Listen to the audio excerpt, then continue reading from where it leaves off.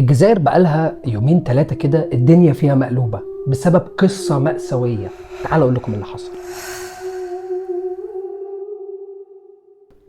الشاب ده فضل مخطوف لمدة 27 سنة. هحكي لكم بقى القصة من البداية. في يوم من الأيام كان في طفل خارج للمدرسة. فجأة الطفل ده مرجعش. طيب الطفل ده كان عنده 17 سنة. أهله قلبوا عليه الدنيا، فضلوا يدوروا في كل حتة، تقريبا بلغوا كل السلطات عشان يحاولوا يوصلوا له بدون أي جدوى. عايز أقول لكم إن أمه للأسف من حزنها عليه توفت. الكلب بتاعه كان بيقف قدام البيت بيفضل يهوهو بالساعات، ما تعرفش فيه ايه، مع ان هو كان اختفى من المنطقة، مش تاه في بيت. ويفاجئوا كلهم من يومين يحصل ان الطفل ده يظهر وهو في عمر 44 سنة. والسلطات اكتشفت الآتي.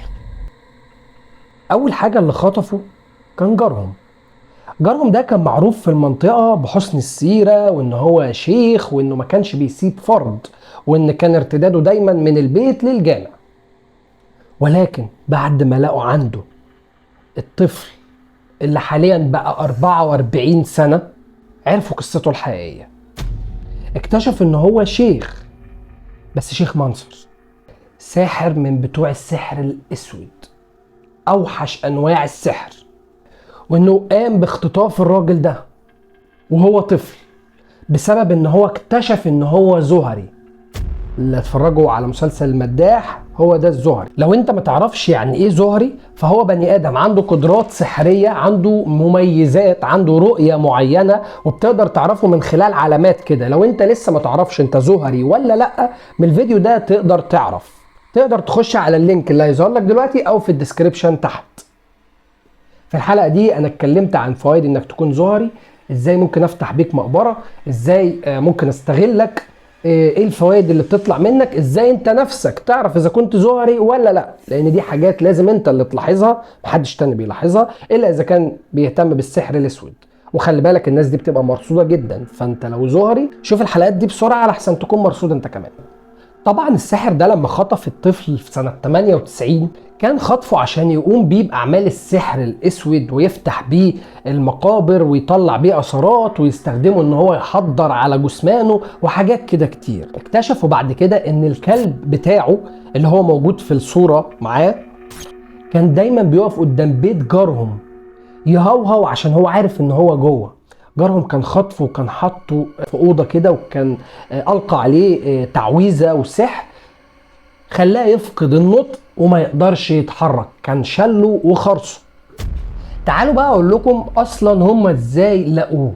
الساحر ده كان ليه اخت، اختلف معاها على الميراث. اخته طبعا كانت عارفه القصه بتاعت الشاب اللي تاه ده، لان عيلته كانوا قلبوا عليه الدنيا.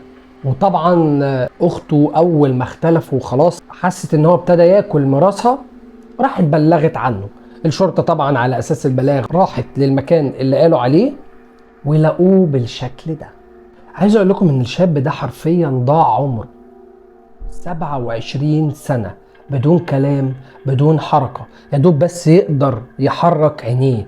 ومش عايز اقول لكم هو استغله كام مره في ال 27 سنه ده عشان يخليه يبقى عنده اثارات، ولا يبقى عنده حاجات كتير جدا، لان الزهر ده بيبقى مميز بحاجات كتيره، زي ان هو بيبقى عنده رؤيه معينه، وبيبقى عنده تواصل سهل شويه مع العفاريت والحاجات دي كلها. عايز اقول لكم ان هم بعد كده بداوا يفكوا شويه السحر اللي على الراجل ده، وبداوا يتكلموا معاه. الراجل ده كان بيشوف اهله كل يوم من الشباك، وكان بيشوفهم هم رايحين الشغل، وعرف ان امه ماتت بسبب حزنها عليه، بس ما كانش عارف يعمل اي حاجه خالص لانه كان ملقى عليه تعويذه، فما كانش بيقدر ولا يتحرك ولا يتكلم، كان بس عينيه اللي بتتحرك.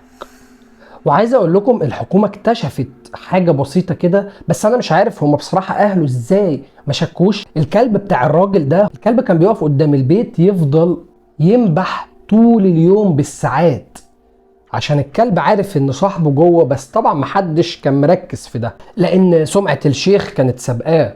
ولكن بعد الحادثه دي بشهرين، يعني بعد ما الكلب كان بينبح قدام البيت، بعدها بشهرين لقوا الكلب ده مسموم في الصحراء، وبرضه محدش شك. وعلى فكرة الحكومة هناك استندت لده في التحقيقات، وبس كده، كانت حلقة سريعة خفيفة كده مع بعض، عشان لو انت حابب تفضل متابع الأحداث الغريبة المرعبة حوالين العالم، اعمل لايك وكومنت وسبسكرايب. كان معكم صديقكم المقرب الرغاي.